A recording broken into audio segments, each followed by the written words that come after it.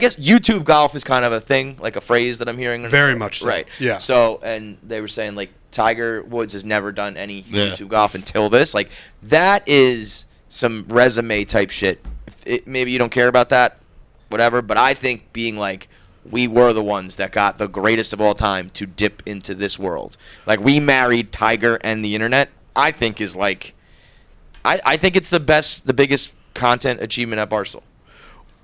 I appreciate that. The way we look at it is, I'm sure there's people out there who are seeing the video who are like, oh, they're TaylorMade athletes. Tiger's a TaylorMade guy, so that makes sense that he would do a video with them. But what it really is for us is it's been 7 years of circling this guy and sort of doing the right things, kind of being state-run media for Tiger Woods. Yeah, where everything, with North Korea, let's go. We are. Yeah. I think that's something that is missed by people. Where like Tiger's beloved now. When you guys started, not that he wasn't beloved, but like at least in this office, and then like and there were definitely parts into that was like he's done. And he was controversial, somewhat hated by certain people, and definitely thought of as done. Well, he was barely playing. Obviously, hadn't won the 2019 Masters yet. We were in the abyss with him, where he had won the 2008 U.S. Open, and then he hadn't won a major in 10 years. And you're like, holy shit.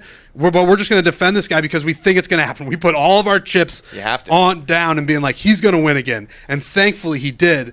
And yeah, it wasn't. I mean, Tiger is so transcendent and such a huge star that he was always going to have fans, but it was certainly on the back end. It was the back. Yeah, was. I'm not trying to paint it worse than it was. Like, he wasn't disliked, and it really maybe my mind is just remembering The Office.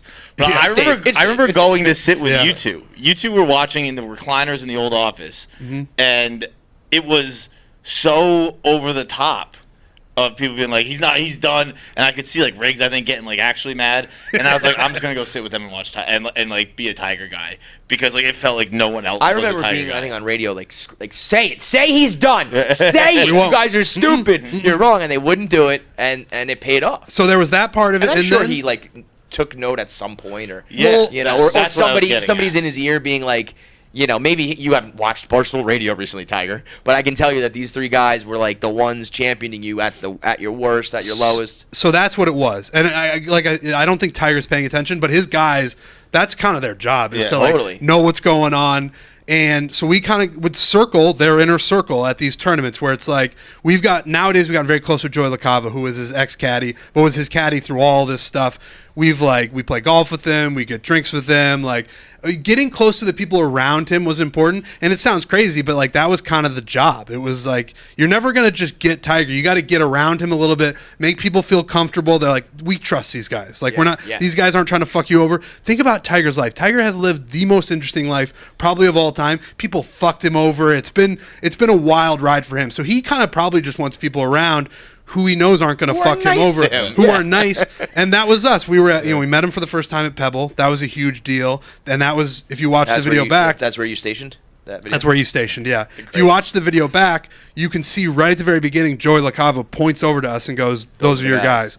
Again, Tiger's Tiger, man. Yeah. We're still talking about Tiger Woods. Yeah. This guy just can do whatever he wants all the time. Certainly does not have to talk to a bunch of podcasters. No. Could blow right by us and it would make the most sense in the world. And so you'd still go, whoa, Tiger just walked by us. Yeah, Tiger lifted his leg and pissed on us. So to have Joey LaCava and then his right-hand man is this guy, Robbie Mack, who goes everywhere with him. If you now see Tiger nowadays, you see Robbie Mack, and he's just everywhere with him as his best friend. He's all these different roles. So we kind of got close with those guys, and it's been 7 years. We've been doing that. State-run media, get around him, be like good to his people. Basically just be like, we're Tiger guys. I get that we're media. That's sort of the funnel we get put in because we have a podcast, we're on YouTube, blah, blah, blah. But we're really just huge Tiger guys. Right.